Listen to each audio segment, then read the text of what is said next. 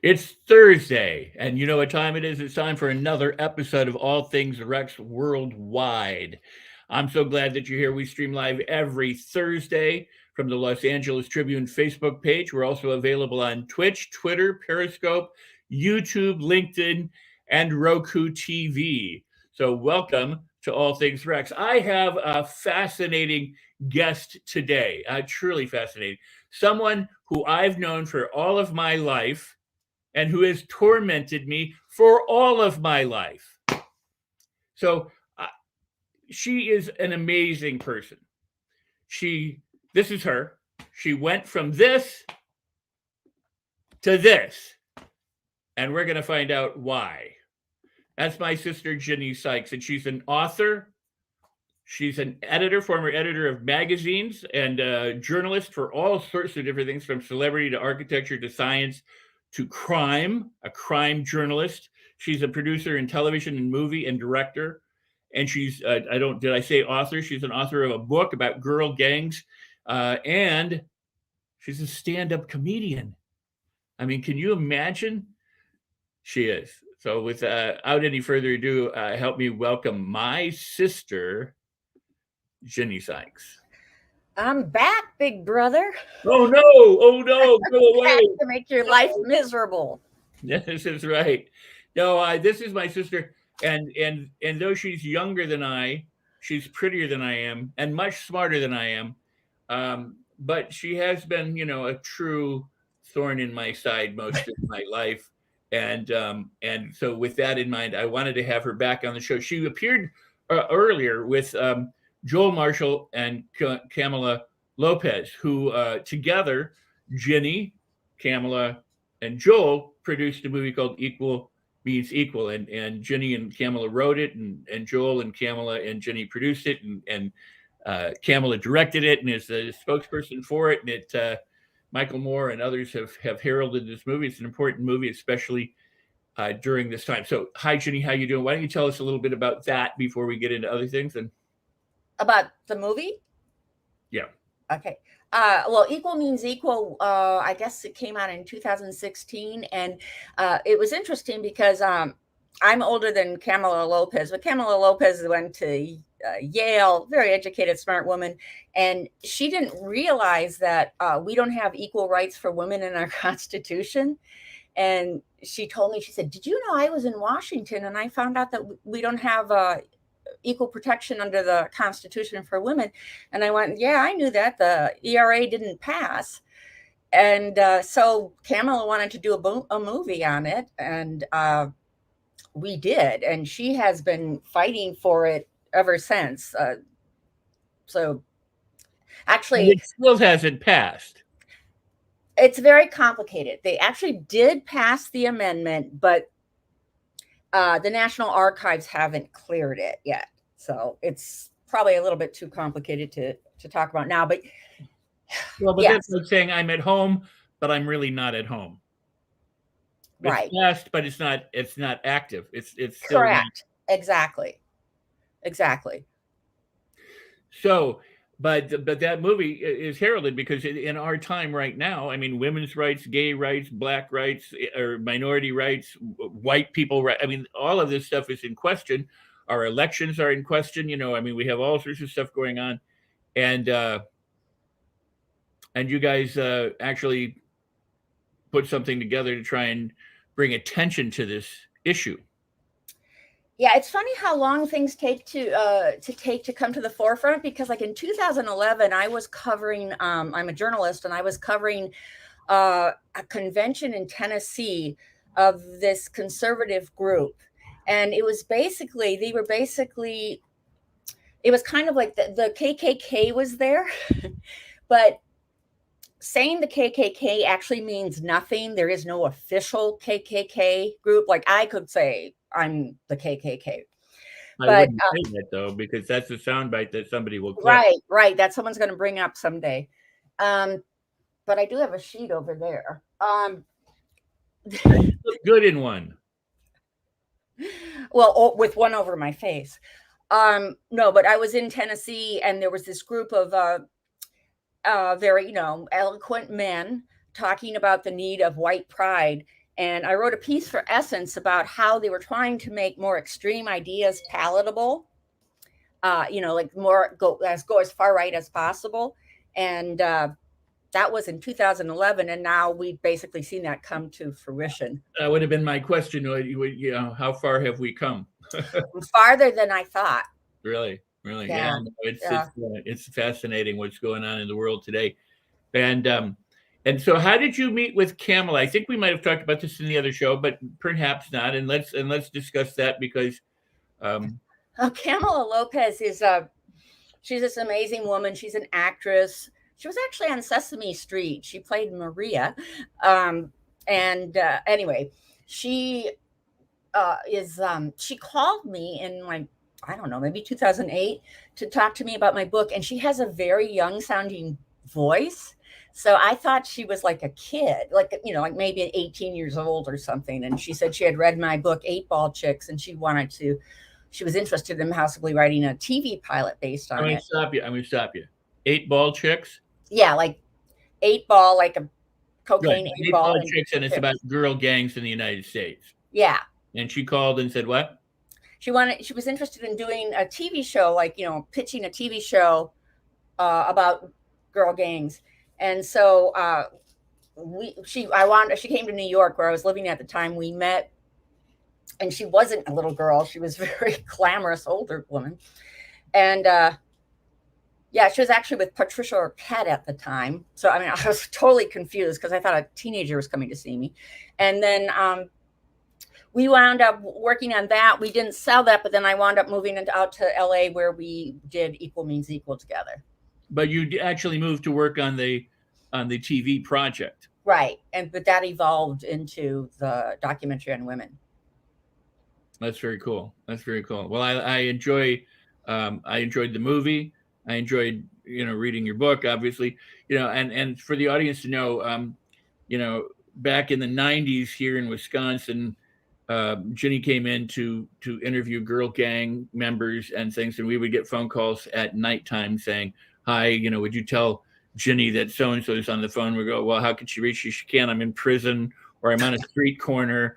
And so my then fiance would say things like, and I would too, I guess. I would say, yeah, okay, this is cool. Go out, be safe, make sure no one follows you back, but then one day you and I, when the book came out, you and I went to a gang house to give the book out. And that was a huge education for me. Now that West Side Story is out, I'll just say, I had always assumed that gang members grow up, in a family and all the parents are really good, or, they come from a broken background, but, that kids were the problem, like in West Side Story, and the parents were living these pristine lives. So we go to this gang house and we meet this girl who's like, I'm really doing, like I'm stripping on the side to make money. So don't tell my mom. And my 11-year-old brother just got arrested with a loaded gun and he's worse than I was, and all these kinds of things. And the mom is at the other end of the house cooking. And I'm thinking, wow, this poor woman having these children who, are gang members, what a kind of life this must be. So, then the mom came and sat down and we all talked. And when we were leaving, I said this to you. You remember that? And I said, you don't remember this? Okay, well, then you've got stuff I don't remember. I remember going to the place, but I don't remember. Well, I said, wow. How did this woman handle it? And you turned to me and said, are you kidding? This woman was like the drug kingpin for the entire area up until a year or two earlier. And it was at that moment that I realized, holy crap, the kids were brought up in the environment of crime and gangsters and gangs as opposed to the other way around. And for me, I had never, ever thought otherwise. I was like Crossing the Switchblade and West Side Story and, And what's interesting is that woman was probably she looked older, but she was probably in her mid 30s and she was a grandmother.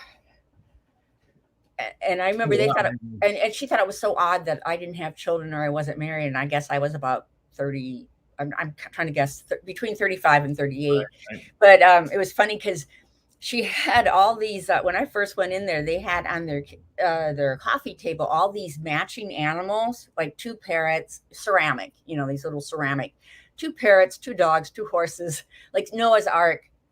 And the girl said to me, oh, my mom steals. Her mom had shoplifted all these matching animals. Wow. But you know what? Interesting enough, that girl got in touch with me years later, and she's doing fine. Great. And the majority of the girls that I interviewed actually came out good, well. Good, good. Yeah. That's good to know.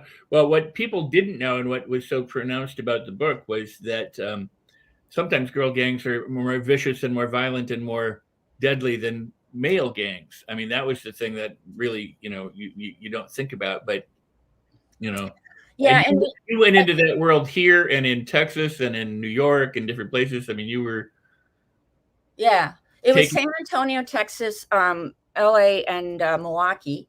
And I mean, to be honest, there aren't that many girl gangs, right. like strictly, they're usually always connected to a male gang, except in Milwaukee, there was a all female gang, and she actually had some boys under her control.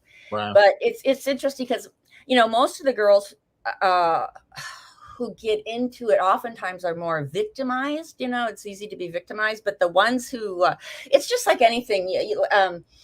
If you want, it's like anything a woman is in. It's a male dominated field, so if you want to rise in that field, you got to be crazier. That's a good point. I mean, Yeah. it's true in every walk of life. And hence, why we need the amendment, eradicated and women to get equal rights eventually. So that's fascinating. Let me backtrack a little bit. First, let me tell anyone who's watching the show live that from the Facebook page, you can ask questions or leave comments, and we surely hope that you will. Like that one, link to Jenny Sykes' book, see comments. That's awesome. That's in the chat. So go ahead and do that. And if you like the show, of course, hit like and feel free to share it so other people can watch live or to watch the replay. And thank you, Dan. Dan is an author. Dan wrote an incredible book too, and so you have that in common. He wrote a great fiction book that I started to read. Dan, I got to tell you, I started reading. I got interrupted. And I want to get back to it. So this is so good that you're here. This is fantastic. I want to backtrack just a little bit because you went to Columbia University and then got your in Missouri and then got your master's from Columbia in New York. I only go to schools with the name Columbia in them. And people like Pauline Kael were your professors, is that right? And things like that. No, not Pauline Kael. Judith Christ, who people probably don't know anymore. But Judith Christ at the time was a big celebrity interviewer. She wrote for TV Guide. Yeah, but I always say that, like, when I do stand up, I always tell people, like, I have a master's in journalism, and I tell you that so you know how far I've fallen. So what is falling really far, frankly? Yeah, like what does crime and stand-up comedy have in common? Crime doesn't pay either. That's so true. Or comedy doesn't pay. Comedy's not pretty, as Steve Martin used to say. Hey, but you left Columbia. I mean, you graduated from Columbia, and then you moved to Los Angeles from New York, and you started with Daytimers magazine, interviewing. Yeah, well, you had a couple jobs, maybe something before that, or oh my God. Okay, so my first job, it was undergraduate school. I graduated from Missouri, Columbia. I moved out and I lived in the same apartment building as you. And my first job was, it's called Law for Publishing, and they put out a soap opera magazine, which I worked on. But they also put out Tiger Beat magazine, right? Which, if anybody knows, it's like it was for little girls as to how they could win the heart of their, fantasy celebrity. Robbie Benson and oh gosh, like Sean Cassidy and yeah. And what was really funny, God, that was such a funny job. He would do these things like, I mean, it was like fantasy porn for little girls because it was like, he came a little later, but it was like Leonardo DiCaprio doesn't care about you. He doesn't care about your looks. He wants a girl that will laugh, or he wants your heart, or it was all to make, like, no matter how lonely and awkward you were, some celebrity wanted you. So the interesting thing is, the woman, one of the editors there, who I actually really liked, she wound up marrying the Night Stalker, Richard Ramirez. Richard Ramirez. Yeah, so she not only teaches you how to, win the heart, she teaches you, like, to get the heart. She marries somebody who can like rip your heart out. Wow. Yeah, people who don't know, the Night Stalker was he terrified people for a long time, and then he got caught because people chased him down the street and beat the crap out of him, essentially. Oh yeah, just watch Netflix if you want to see a horrible documentary. He was a scary, scary man, and yes, And Doreen. your boss married him. Huh? Your boss married him. One of the many women who marry convicts. Yeah, yeah. And and the thing is that I have a theory about why women do that. And it's I think it's for control, because usually they do not believe the person did it. Like Doreen did not believe that he, wait a second. Michelle, I love you, Michelle. Michelle had me on her show last night. She's just absolutely wonderful. And her comment is, I'm pleased to both be here to learn and be inspired. And we're talking about serial killers and stuff. So, wow. Just in time, Michelle. Thank you for being here. I love you. And thank you for the opportunity of being on your fabulous show in The Essence yesterday. Thank you. But so I was going to say, here's my theory. The women who, this is typical, and I believe Doreen fell into this category. First of all, they believe that the man didn't do what he was accused of. He's misunderstood. He didn't do it. Very few of them think, oh yeah, he ate children. I love him. But some probably do. Yeah. But I think it's control, because they can't leave you. Oh, you don't have to have sex with them. They can't, they can cheat. They can have other girlfriends that they write to. Like Lyle Menendez's girlfriend left him because he was writing somebody else or something like that. But, he's just in that cell, and he's not going to come, and he can't kill you. He's locked up. Interesting point. So before we go from that magazine, hi, Laura. Laura's wonderful. Oh man, this is so cool. All these people are showing up. Laura's not related to a Danny Ibarra in Texas, are you, Laura?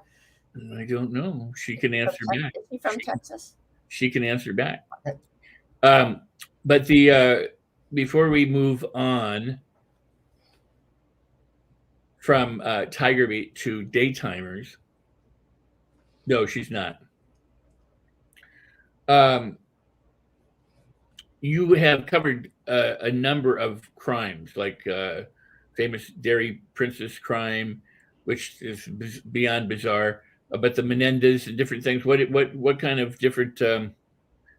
Well, my first crime story was okay. So you and I grew up in Wisconsin, and then we both moved away. And when I was in New York, I remember Mom calling me and saying, "Oh my God, the Dairy Princess." Okay, a Dairy Princess, for people who didn't grow up in Wisconsin, they made a movie of it. It's a pageant or a contest that they give to girls who are in 4-H. So the Dairy Princess strangled the homecoming queen over the love of a local farm boy. And I wrote Glamour magazine, and I said, I'm from Wausau, Wisconsin, where this took place, or near there. I should go and cover it.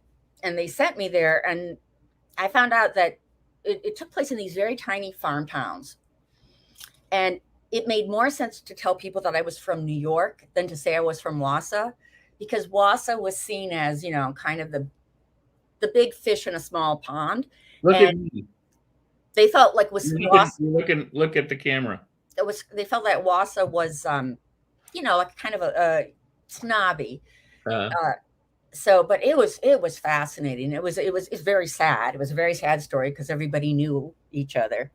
But that story launched my path on covering crime. Wow. Well, you've done so many different things. So moving on from crime, then you did that and other crime stories, and you actually do a crime podcast, correct? Oh yeah, I did for a while. It may come back. It was called MDK, which stands for Murder, Death, Kill. In case you don't understand, it's about homicide. I grew up with this girl. Yes, but who is to blame for this?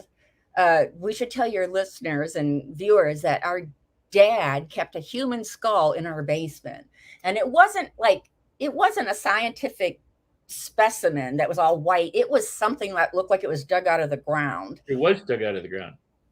Well, that's what you told me, but Dad said, okay, I believe you told me something like our grandfather had found this skeleton in the Ozarks, and he took, and he took it and put it in the barn, and then he got scared, so he reburied bone by bone except the head. And years later, when I was an adult, I said to our dad, I said, oh, so your father found that skeleton in the Ozarks. He said, no. He said it was he got it from a science place. It just wasn't polished. But this is worth telling. Our dad, when his father died, my dad was clearing up. His dad was an optometrist, and he was clearing up his father's office. And he came to the skull, and you can't throw a skull away. Like, you can't put it in the garbage can. What if I never thought about that. Right. That's absolutely true. If you throw it out in the trash, you're bound to get. And he wasn't going to bury it in the backyard, right? So he puts it in a hat box, and he puts it on a train, and he's going to college in Portland, and he takes this skull on the train to Portland with him, and the whole time he's thinking, what if it tumbles over, and rolls down. And somehow he took it to college, and then it ended up in our basement. And I have to tell this story for your viewers. Okay. So my brother and I. She's going to tell it wrong, but she'll tell it. So my brother and I had a love-hate relationship that was heavy on the hate. So. And you can see why. I was 5, and you were probably 7, and we had this babysitter named Mrs. Stahoviak. She was a large woman, and she used to sit in the kitchen and just sit. And so one day she told me to take my nap. So I trotted down, went in my bedroom, and I was sleeping. And then I woke up, and I took my monkey. I took a monkey to go, stuffed monkey to go to bed. I woke up with a stuffed monkey. I woke up, and I was clutching it, and it was hard and cold. And I looked down, and it was the rotting skull. And I wasn't even that afraid, but I started yelling my head off because I was like, oh man, I was like, my brother's I won't say what I thought, but I'm like, I'm going to get him in trouble. So I yelled my head off, and Mrs. Stahoviak, who never got up, this house, and I hear boom, boom, boom. She's running down the hall. I don't remember what happened when she opened the door, but I remember that the next thing, we were all around the kitchen table, and Dad had the skull in the middle of the table. And he was like, you kids don't know how to respect this head. So he said, I'm taking this skull, and I'm going to give it to the university. And we're like, no. And I said, it was your fault because you put the skull in the bed. And you said, it was her fault because she screamed and she wasn't scared. So anyway, that was the end of the skull. Yeah, it was fascinating. I hadn't heard that he got it from anywhere other than that he had dug it up. That was the story he told me, that somebody had dug it up and not only the skull, but the rest of. Yes, doctor, it was of a skeleton, but that all that remained was the skull. That's all I know. But as kids, we had before they finished the basement, they had an unfinished basement, so we would run around the furnace and things like that. So we stuck the skull on this like pole, broomstick, and running around going skeleton head, or whatever we did as kids, that would frighten us. So, do you know that Dad told me years later, because everybody missed the skull. It was like every Christmas, it was like we'd talk about whose fault it was that we didn't have the skull. And Dad told me later, he said years later, he was at the university, there was some function, and he saw the president, and he went up to them and he said, hi, I'm Dr. Sykes. Years ago, I donated a skull to your science department, and I was wondering if we could have that back. And the guy said, the president said, we don't label the skulls with the donator's name. It doesn't say like Rex Sykes under this head. He said, so I don't know which skull is yours, so I'm going to have to say no. But can you imagine? Turned down from getting your own skull back. Wow, what a sad end to that story. But yeah, thanks a lot. I like that skull. I know, I did too. And okay, I think we should have a vote at whose fault it was. Everybody knows it was your fault for putting it in my arms in the first place. I was 5. Okay. All right. Well, very cool. In a moment, we're going to have to do take a break, but we've got about 3 or 4 minutes left. And before we do, so from journalist, you went from that daytimers and crime. You did Architectural Digest. You were an editor for Mademoiselle. You interviewed many celebrities: Goldie Hawn, William Dafoe. The list goes Harrison on. Ford. Yes, doctor. Yes. 5 going on 15. She is a rock star. She absolutely is. Well, thank you. Rex's fault. Yeah. I'm taking the heat. It's my fault. I notice it's all women who are agreeing with me. Oh, good point. I hadn't even made that mental leap yet. So that's awesome. I know, because it's hard. So if you have any questions for my sister, feel free. I think you missed the story, Michelle. You'll have to watch the replay. Yeah. Yeah.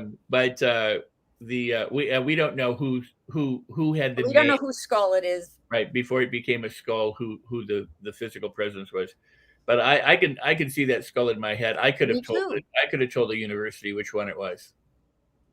I mean, I loved that skull. I loved it too. Thanks a lot. Yeah. Alas, poor Yorick.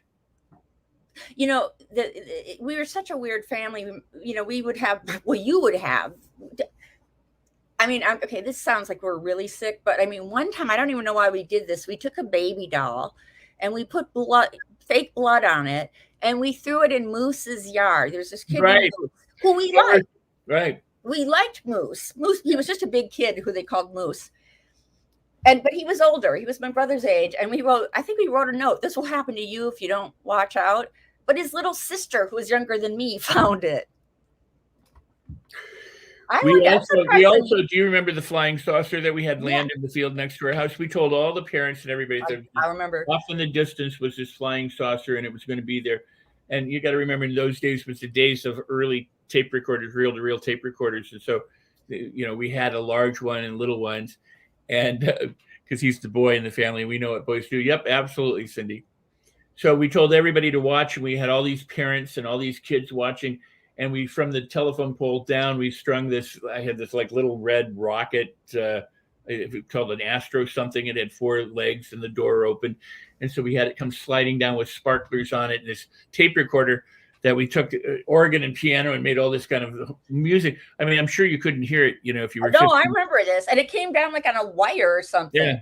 And while all the parents were standing in front of this house watching for this UFO, we go, wait, there it is. And we lead them into this field, and then this little thing comes flying down. I mean, it must have looked so completely cheesy. And then it hit one of the parents in the head. It hit Mrs. No, that was a Estes rocket that blew up that we did another day, that the engine lug came loose and the rocket engine flew out and this nearly hit our neighbor ladies in the head. I mean, literally. I'm surprised the neighbors didn't chase us with pitchforks.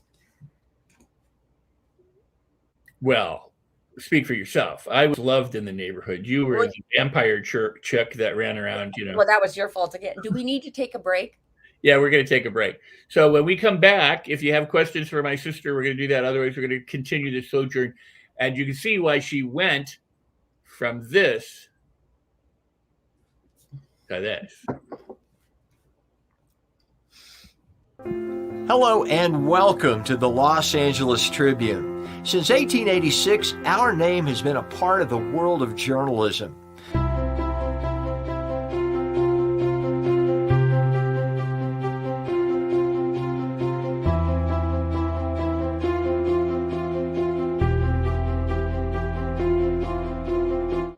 We have earned a reputation for being a publication that practices integrity, authenticity, and responsibility.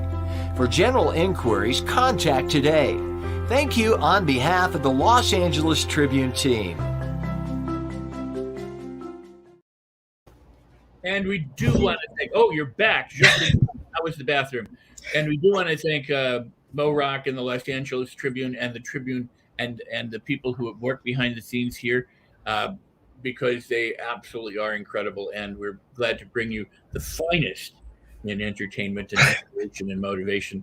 So, so you have written literally for some of some very prestigious magazines and organizations. You've written screenplays, teleplays, this movie. You wrote a book, and then also you produce and direct television, like reality TV. You were on MTV. You worked with Dennis Leary on a show. I mean, different things at different For times. sure. This first show. So let's go into some of that and how you were why you didn't get a host job at MTV at the time. That's funny. So I was working at Mademoiselle, which was a magazine. I don't think it doesn't exist anymore, but it was a woman's magazine, a very big woman's magazine. And I got a call from MTV, and they said they wanted to get a magazine editor who worked with celebrities to do this show on MTV. And so they asked me to come in and audition.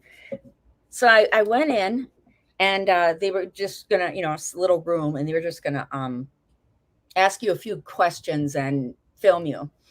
But the guy locked us in the room, like not on purpose. We were locked in the room, and so we were spending all this time trying to get out.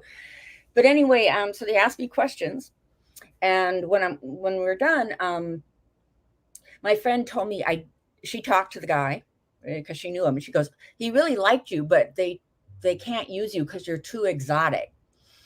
Now, this hair, I know it looks real, but my natural hair color is dark brown, and everybody thought I was Asian, and they thought having somebody who looked Asian or part Asian was too exotic for MTV.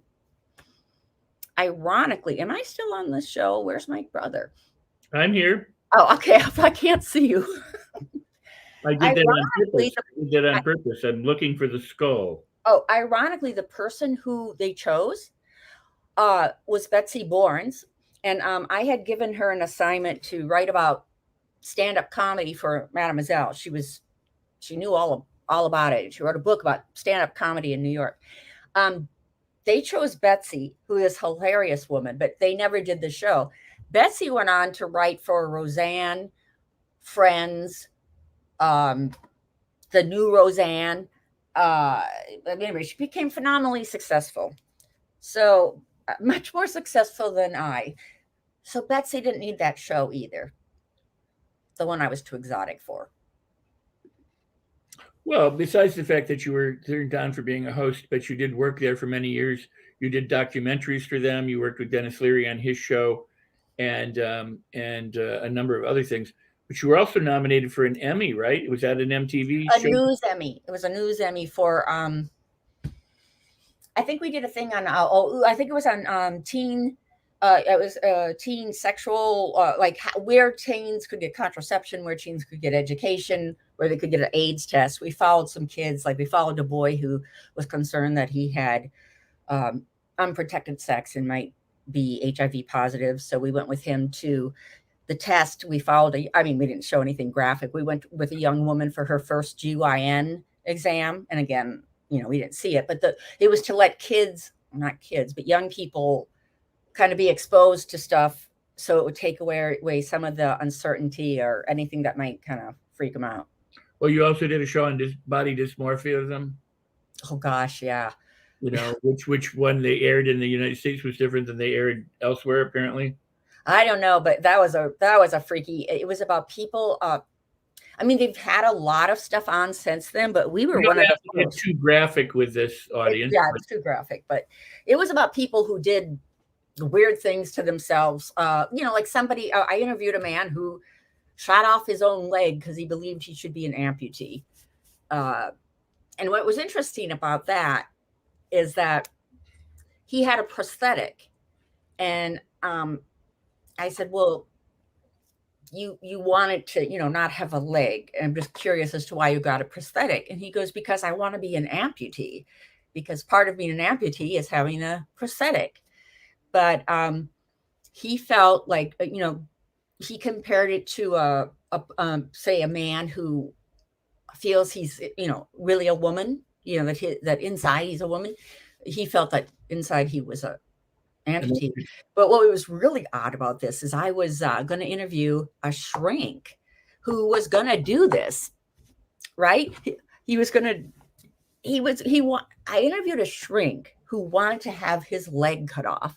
And while I was in there, I saw a celebrity was one of his clients. And I so wanted to say, you may think about what, you may want to ask him about his own issues, but I didn't. Yeah, well, yeah, I mean, I don't want to go too deep into that subject, but I mean, but you also, I thought in 2001, weren't you also nominated for a show on presidential candidates? Oh, okay, yes. Oh, we won an award, Planned Parenthood award, for the teen sex show, and then we got a News Emmy for. This was a really fun show. It was the 2000 election, and we interviewed the candidates about what they were like when they were young. It was Al Gore, Stephen Forbes, if you can remember that. George Bush didn't participate, but we did a story on his background. John McCain. But Al Gore wound up being one of the most fun.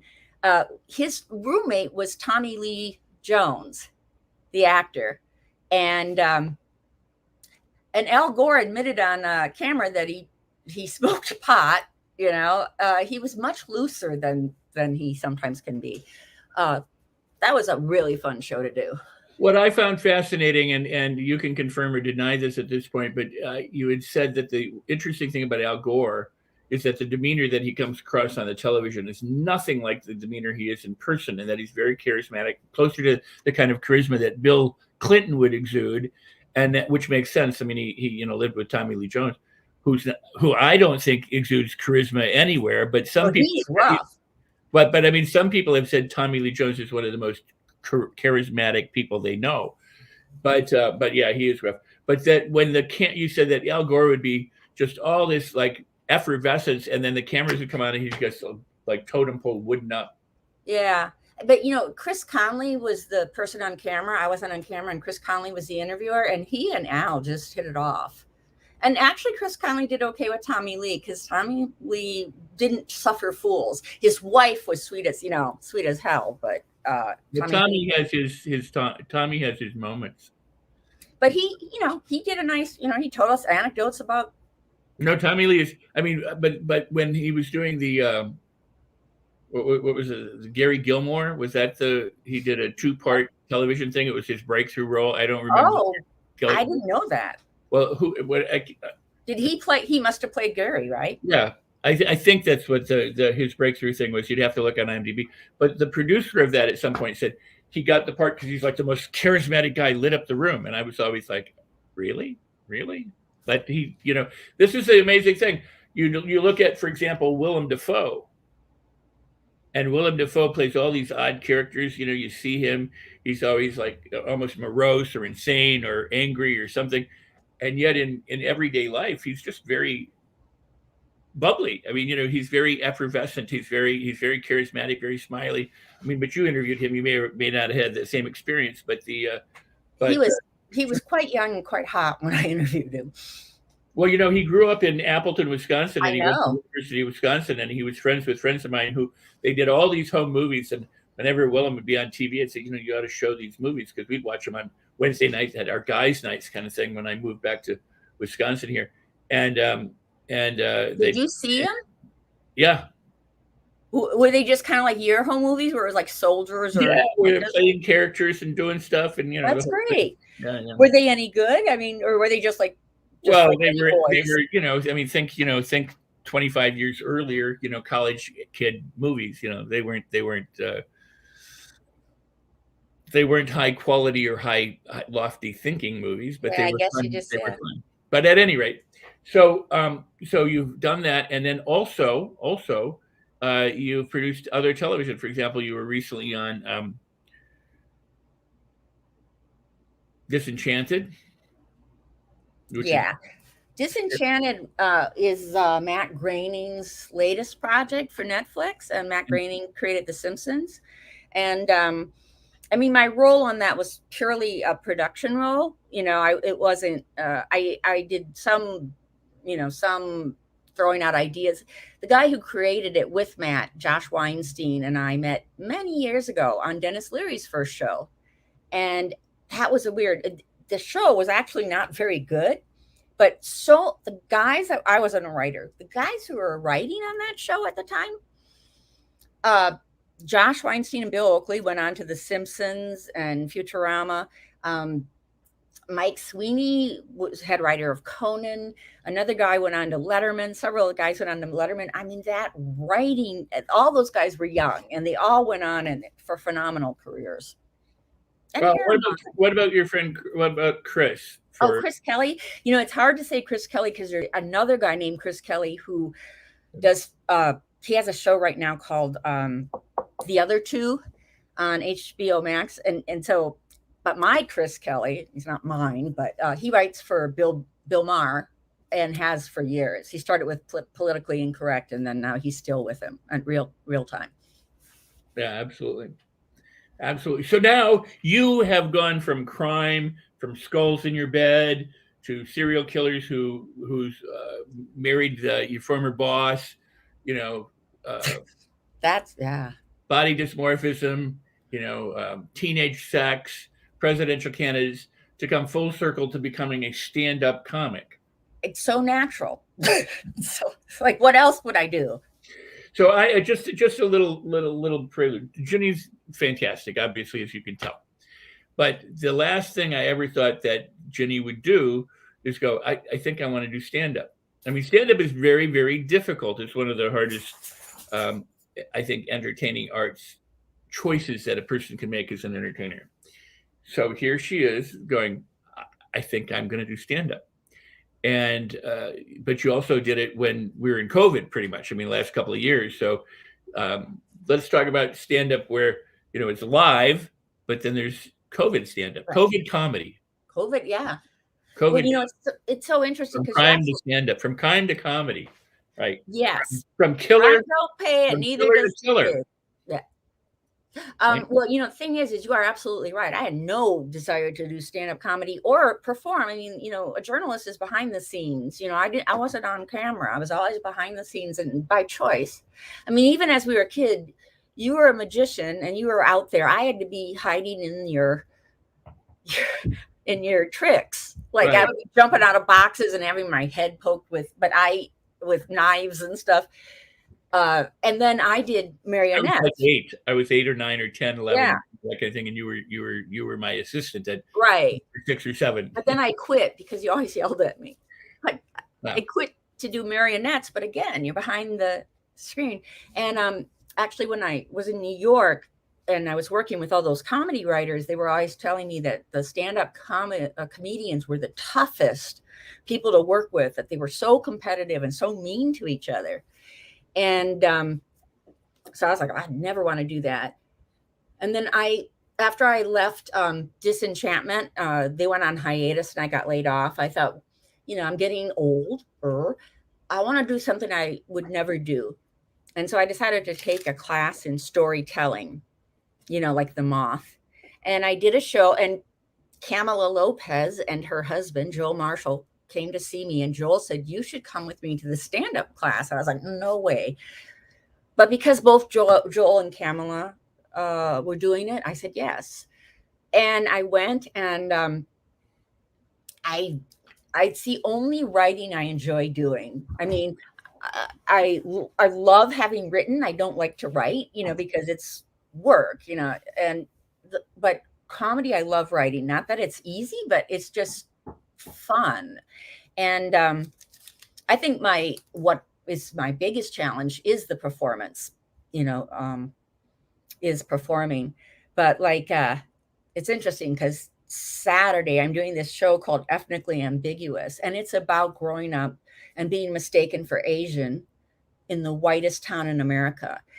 And during the time that I was growing up, my town, according to the Census Bureau, was literally per capita, the whitest town in America. But everybody thought I was Asian or Mexican or Inuit, whoever they were mad at that week. And what are you? Well, I'm Polish You're and what?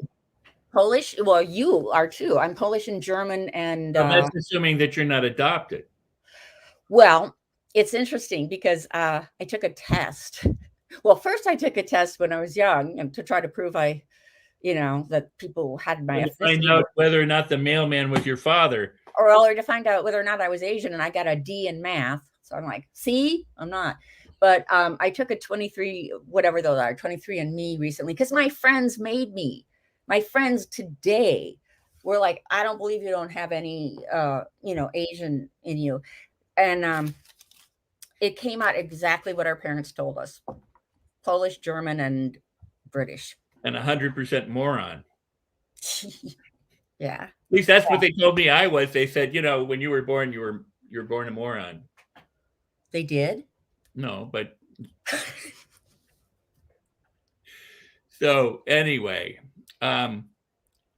so what's it like to do a Zoom show? I mean, there's a difference between audience interaction. I mean, what I love about COVID, and I know a lot of people don't understand that, but what I loved about COVID was for the first time, like the nighttime talk shows, which I never really cared for, whether it's Colbert or, Fallon or any of those, had to perform in their garage, in their attic, in their great. without anything. And you would often hear them say, at first I don't know what to do because my timing, there's no laughter. I don't know how to time my responses. But I found it just mesmerizing watching them perform at home. Oh, I know. And Saturday Night Live was brilliant. Like they were doing sketches in different apartments, it was really brilliant. And for me, what happened, and not just me, it was a whole bunch of people who came into comedy just before COVID. Like I had performed sometimes on stage, but then COVID happened. And all I did during COVID, and I live alone, except for this weird dog, but I never felt, I actually had a very tolerable time during quarantine because I took all these classes in comedy and I did all these shows and I met all these people. And the first time I went to a live show, it was all these people I'd met at Zoom. And it was like going to a high school reunion with people you actually didn't go to high school with. Because, we didn't go to high school with, but we were seeing each other. And so many people went up to me and they said, I thought you were tiny because I'm 5'8". And like one girl, I said, I thought you'd be an Amazon. She was 5'3". It was just fun to, the difference. And yeah, Zoom was great. I mean, I would much rather do live now that I've had, now that I've been doing it. But yeah, it was provided me with training and a community.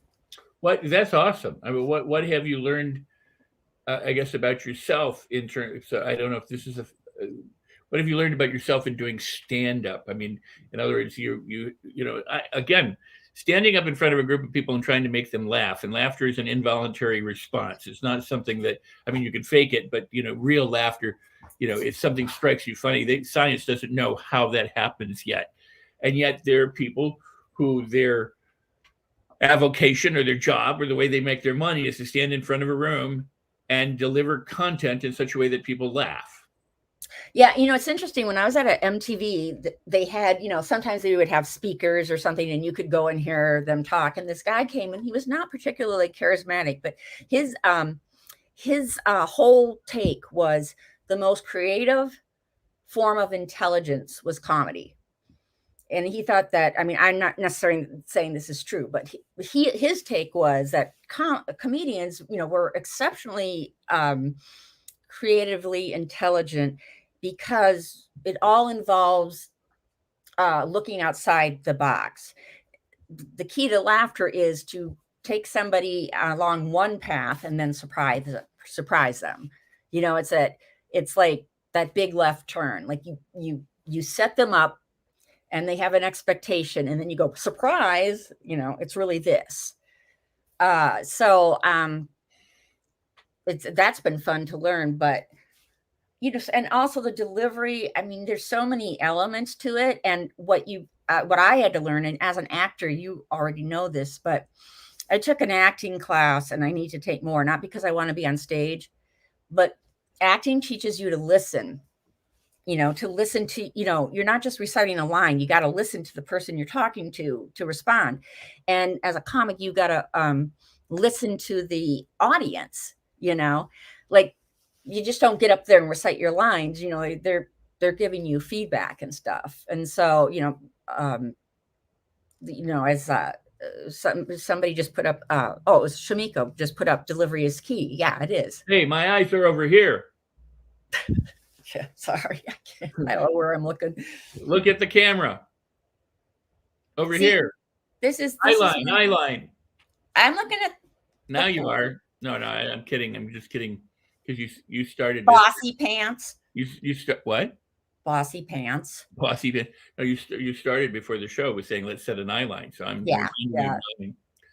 It truly is amazing. You and I have been blessed to be around some of the top people in different industries in the world during our entire lifetimes. I mean, for that, I am forever grateful. And we know so many incredible people. During my programs, my NLP programs, when we did trainer training or presentation skills, or when I would consult for the public, a lot of what we did was teach stand-up comedy. People would come in, and they would learn comedy, from day one, and then 5 days later, they'd have to perform a routine, a short one, 5 or 10 minutes long. But wow, cool. In order to pass, they had to do that. And so a lot of what we would do, I would show videos of a lot of comics, either friends or people like George Carlin and Emo Phillips and Richard Jenny and different people at that time in the 80s and the 90s and since as a model. But I have maintained since early days, late 80s, and other people have said as much, and I'm probably just parroting them, that true comedians are the world's philosophers today. They go beyond just telling jokes, because they can talk about issues that we all deal with, but they can put a spin on it in a way that you hadn't considered it before. And it could be a problem that you're going through, and yet you can find yourself laughing, or you can find yourself going, oh my God, I had never considered it that way. So they do. I mean, what you said about this gentleman or this speaker saying, they think outside the box. And truly, comedy has to take you outside the box, frankly, for you to even begin to laugh. But it's also why so many people get upset with comics when they say something that then this religion or politics or ethnicity or gender or something that people take offense at, and then they forget, well, wait a second, this is supposed to be funny and humorous and get you to think. It's not meant to be an insult to anybody, Well, and the other thing is, funny will never be funny to everyone. I mean, there are obviously comedians who can make millions of people laugh, but they're truly, they don't make everything. Right. And the thing is that, I mean, all my life, my favorite thing to do is laughing. I love laughing. And, I can be depressed, but I think maybe that's why I love laughing so much. But one thing comedy did for me is, you always hear the stereotypes that comics are depressed or that they come from, dark backgrounds. It's true. It's so true that I now think I had a wonderful upbringing, because I used to think like, oh man, I had a pretty weird upbringing. No, our upbringing was just fine. I mean, I've met so many comics that I'm like, holy crap, you can't believe what they came through. So now I'm like, oh, I didn't experience anything. But yeah. I don't know what that meant, but I love to laugh. None of us do. We're all sitting here going, what on earth did she mean by that? Yes, laughing helps our soul. Absolutely. Absolutely. No, there's so many great comments by so many great people. I want to give a shout out back to each and every one of you, but I want to remind people who saw Dan Armstrong earlier to check out his book, Smart Dust. I didn't mention the title of the book. That's an interesting name. It's Smart Dust. Great book. I wanted to make sure that cool. I gave a shout out about that. And, they can still get your book, right? 8-Ball Chicks. Fantastic. 8-Ball Chicks about girl gang. She did it in the 90s. It may not be as applicable today as it is today. It might be more applicable. I mean, I don't know. The underlying issues are exactly the same. I mean, the problems and all that stuff. Well, and that's so true. I mean, so much of what we're facing, and wow, that is one heck of a. You know what? Just go to Amazon, Amazon, and put my name in. That was amazing. And please follow me on Instagram, if you will. That would be cool. Yeah, no, you're on Instagram. You're on Facebook in different places too, but they can follow you on Instagram. So what I was going to say is you were very right. I mean, a lot of the issues that we face today are issues we faced 100 years ago or 200 years ago. I mean, when it comes to human consciousness and our evolution, we're barely scratching the surface in terms of making a lot of progress. We still have some of the same human rights and civil rights and gender rights, and yeah, it's a weird time to be alive right now, an interesting time, but well, hopefully what it's providing for us with all of this is the opportunity to awaken and to be different, as opposed to just continuing to perpetuate the problems that we've lived by, but to be able to examine them in a different way. And one of the best ways you can examine your problems is to laugh at them and learn how to laugh at them, because if you can laugh at them, you can let them go. I mean, that's the, so, well, that's cool. So Jenny, you are my sister and I can't escape from that, but you have been an amazing guest here today. You've been an amazing host. And I'm so glad that you're here. I'm still going to find that skull, and I'm going to come and I'm going to stick it. Good luck with that. While you're sleeping some night, and or you can just recreate that memory over and over again. I'll just get a fresh head. How about that? Your bed. I'll put a horse head in your bed, like what again? So with that said, what if you had to leave anybody with anything, like you do when you close out a comedy set or when you finish a chapter, reading a book and you turn the page, or you've come to the conclusion of your documentary or TV shows, what final words would you like to leave our audience with? And you can include, come see me in La Jolla at the Comedy Store. You can say, follow me on Instagram. But other than that, what else would you like our audience to know? And thank you, everybody, for watching. Yeah, this is so much fun. Well, it's kind of like, this was kind of like the Zoom thing. I mean, it's kind of amazing to be able to connect with people on these Zoom meetings that you wouldn't, there would be no other way you would be doing it, and I think both the connections that we're making and, laughing, like you were saying, laughing is a connector. You may disagree with each other, but if you can sit in a room and laugh, you may come closer to, tolerating a difference of opinion. So, yeah, I'm just trying to look at the bright side. All right. And with that, we're going to move you to the green room. I'm sorry, no snacks, no. I know. Where's the water? It's just not even water. It's an empty green room. But we're going to move you back to the green room. Hang out there while you do. You have been a fabulous guest. Go get her book, 8 Ball Chicks. Go see her at La Jolla. There's comments. You've seen the scroll. Go follow Ginny on Instagram. And if you don't know where she is, you can always ask me, and I won't tell you because I never know where she is because she's all over the place most of the time. But if I can, I will. And with that, Ginny, you've been a fabulous guest. I'm glad that you were here. Oh, I loved it. I loved it too. Thank you. Bye. Bye. And I'll see you in a little bit. So with that said, I am so pleased to have been able to have my sister here. Now, she mentioned 2 other people, that is Joel Marshall and Kamala Lopez. And Joel does a show that's on Facebook. It's called Lunch Therapy. You're going to have to look it up. I forgot to mention this at the time, but go check out Lunch Therapy with Joel Marshall. Actually, let me bring her back. Are you there? Sure. I caught you with your scratching your butt. I was like, thank God I wasn't like. Right. So I was just mentioning, I don't know if you heard it, Joel Marshall. Yeah, Joel. When is the show? Because it was. Oh, it's noon. It's noon Pacific Standard Time. And you can watch it on Facebook or on YouTube. Just look up Lunch Therapy. Is he still doing it every day, or is it once a week? I think he does it now. I think he does it Friday and Tuesdays, but he also has a big backlog of them, and it's a very upbeat show. He interviews people, and he also, there's animal story. It's just like a half hour to an hour of fun, uplifting fun. Yeah. No, it's fun, and he's good. He's good with the tech and the music and the guests that he has. And you've been Yeah. a guest multiple times, so go and check out Joel Marshall's Lunch Therapy, and kicking you back out of the here. All right, I'm going again. You ready to be kicked? All right, bye. Yes, please. So that's my sister. And I want to thank the Los Angeles Tribune. I want to thank Shmiko and the people who helped make this possible. A great team. I want to thank all of you who have commented and or had questions, or who faithfully share the show. Like, subscribe, engage. Even the replay, if you leave questions or comments, that always trips these algorithms in the different platforms. It's on Facebook. It's on my profile on Facebook. It's on the Tribune Facebook. I know it's on YouTube.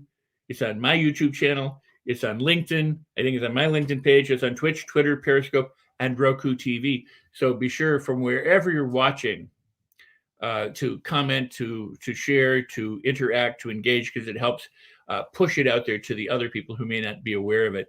I can only reach so far. I can't even get to you, but I can reach so far. But you can help extend that reach, and I'm really glad that you do. So thank you for your attention. And thank you for all your comments, for your love, for your support, for all the messages I get in between shows, too, from you. So thank you kindly. I'm going to tell you about my book for just a moment, and that's Life on Your Terms. This is a book that I wrote, and that can help you transform your life when you apply what you learned from the book. And not only do you get the book, if you get the book, the softcover or hardcover from Amazon, I want to gift you with a $497 training called the Mastery Loop as a bonus for purchasing the book. And you can get that if you go to, they might run it. If they do, it's rexsykes.com/book. There you go. Go to rexsykes/book, and you can get a $497 training called the Mastery Loop. It's how you master your thoughts, your feelings, your behaviors to get better results in your life and anything that you'd like to learn. So go ahead and get that, because that's what I want to give you in addition to you for getting the book, or I want to give it to you because you got the book. So thank you. I want to support you. And my guest next time, unless it changes, is going to be one of my acting coaches. I have been so lucky to study with so many incredible people, some very, very renowned and some who are not so renowned. And the gentleman that's coming up next week is Eric Morris. And Eric has been author of 10 books. We're going to talk about all the people we know who have died, essentially. Just kidding, but we are. We're going to talk about Hollywood friends, the celebrities we've known, and different people who have made our lives richer because we used to dine with them and hang with them and have friends with them. But we're going to talk about his work in acting and how doing that work can help a person from all walks of life. Because since I've been acting professionally since I was about 18 in the Screen Actors Guild, one of the things I've always encouraged people from any walk of life, I don't care what you do, is to take some acting lessons. And my sister mentioned it. Take some acting lessons, because it teaches you to listen, and it teaches you to free up yourself so that you can communicate better with other people. So anything you can do to be freer, to be more fun, to make life more enjoyable. Hey, maybe some comedy lessons are in your future. But Eric is going to be my guest next time, unless something, God forbid, precludes that. But I've got a great line of guests coming down the pike from him on, or from today on. From all my guests, have been incredible. I am so pleased with the lineup of guests we had from the very first show. And by the way, if you haven't seen my very first show, you can go back at YouTube on the Trib, or you can go back on my YouTube channel at Create Your Best Life with Rex on YouTube, and you can find all of the shows. So if what I do and what my guests do you like and you love, please go watch all the shows and enjoy yourself, because I know you will. They're incredibly an impressive lineup of guests, and I'm so grateful and so blessed to have been able to offer them to you through my show. And there's more to come. So with that, as I always say, everybody, if you consider everything a blessing, everything is a blessing. So remember to celebrate everything. With that, I'm Rex Sykes. You've been watching All Things Rex Worldwide. Until next time.